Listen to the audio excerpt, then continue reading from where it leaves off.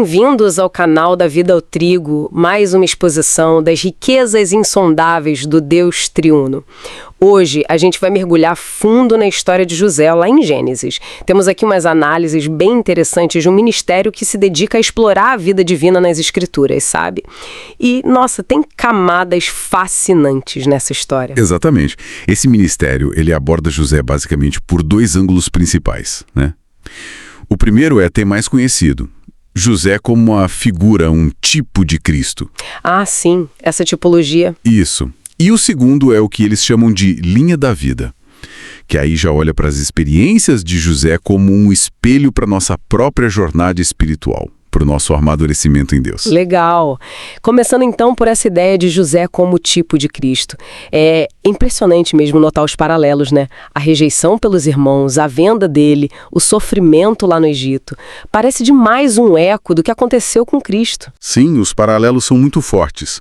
A rejeição inicial, né, pelos próprios irmãos, reflete bem como Israel, a princípio, tratou Jesus. E os sofrimentos secretos de José no Egito, eles apontam para os sofrimentos de Cristo antes da sua exaltação. Interessante. E tem mais, né? A maneira como José lida com os irmãos depois, quando ele já está no poder e eles vêm buscar comida. Ele os testa, disciplina, mas, assim, com um amor escondido, sabe? O objetivo era levá-los ao arrependimento. Isso prefigura como Cristo age conosco, buscando restauração. Ah, interessante essa parte da disciplina, com amor. Pois é. E a cegueira dos irmãos, que não reconhecem José, mesmo com as pistas. Lá em Gênesis 42, versículo 8, diz: José reconheceu os irmãos, mas eles não o reconheceram. Isso lembra um pouco a dificuldade de Israel em reconhecer o Messias, como Zacarias 12.10 profetiza, né? Sobre um tempo futuro quando olharão para mim a quem traspassaram. Nossa, faz muito sentido essa ligação. Entendi bem essa primeira camada. Mas você mencionou também a linha da vida. Como esse ministério desdobra isso? Quer dizer, como que a história de José vira algo prático para a nossa busca por Deus hoje? Então, aqui a chave é olhar para os eventos de forma simbólica. A fome que assolou a terra, por exemplo, é vista como um retrato da nossa fome espiritual, sabe? Aquela insatisfação profunda quando a gente está desconectado da verdadeira fonte de vida. A fome espiritual. Exato. E José, ali distribuindo o trigo, ele se torna uma figura de Cristo, que é o único que pode realmente satisfazer essa fome interior. Lembra de João 6,57? Onde Jesus diz: aquele que de mim se alimenta, por mim viverá. É bem isso. Sim, claro. E a maturidade de José, especialmente quando ele tem todo o poder do Egito na mão, mas age com controle, com sabedoria. Isso é interpretado como reinar em vida, ou seja, agir sobre o que o ministério chama de governo do Espírito. Não pela força bruta ou pela emoção do momento, mas guiado por Deus. E os anos de sofrimento dele?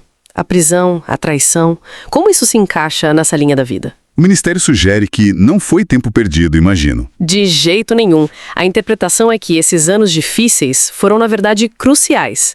Foi nesse período que José, digamos assim, acumulou as riquezas, o trigo, né? Que depois salvariam tantas vidas. Ah, entendi a conexão. Da mesma forma, os sofrimentos na vida de quem crê, quando a gente enfrenta eles sob a mão soberana de Deus e com negação do próprio eu, sabe? Eles podem gerar um suprimento espiritual muito rico para abençoar outros. É tipo Romanos 8:28 na prática. Todas as coisas cooperam para o bem daqueles que amam a Deus. Faz sentido. Inclusive, esse ministério detalha os 4 pagamentos que José exigiu. Lembra? O dinheiro, depois o gado, a terra e, por fim, eles mesmos se entregando. Isso é visto como níveis crescentes de entrega que a gente precisa ter para receber mais dessa vida divina, um suprimento mais profundo. Que interessante essa progressão da entrega. E essa percepção da soberania de Deus parece que foi fundamental para a atitude do José em todo o processo, certo? Sem dúvida alguma. A convicção que José tinha de que era Deus quem estava por trás de tudo, sabe? Mesmo das coisas ruins que os irmãos fizeram, que Deus estava usando tudo para um bem maior, como ele mesmo diz lá em Gênesis 45.5 e depois reforça em Gênesis 50:20. Foi isso que permitiu que ele perdoasse e agisse com tanta sabedoria, sem amargura nenhuma. É verdade. E isso para nós hoje, né? Ressalta a importância de tirar os olhos das circunstâncias ou de nós mesmos e fixar o olhar em Cristo, como Hebreus 12.2 nos orienta. É assim que os véus da nossa autoconcentração, que 2 Coríntios 3.16 menciona, podem ser removidos para a gente ver as coisas com mais clareza, sabe? Então, resumindo, essa análise mostra que a história de José vai muito além de um relato antigo, né? É um retrato de Cristo e, ao mesmo tempo, um guia para o nosso crescimento espiritual. Um caminho que envolve, sim, dificuldades, abrir mão do ego, mas tudo baseado numa confiança profunda no plano maior de Deus. Exatamente, é isso mesmo. E talvez fique aí uma provocação para nossa reflexão, né? Baseada nesses ensinos.